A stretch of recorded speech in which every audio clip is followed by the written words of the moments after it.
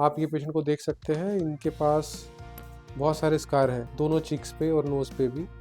आप इसके स्कार की वैरायटी है, ये थोड़े से बॉक्स और रोलिंग स्कार भी है, कुछ आइस पिक स्कार भी है,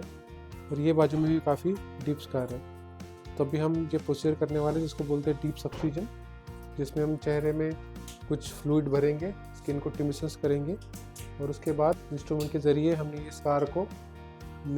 को लिफ्ट करेंगे, स्कार को डाइसेक्ट करेंगे या सबसाइज करेंगे और स्कार को लिफ्ट करेंगे, ताकि जो चेहरे में या स्किन में गहराई है या खड्डे जो दिखते हैं वो काफ़ी कम दिखेंगे।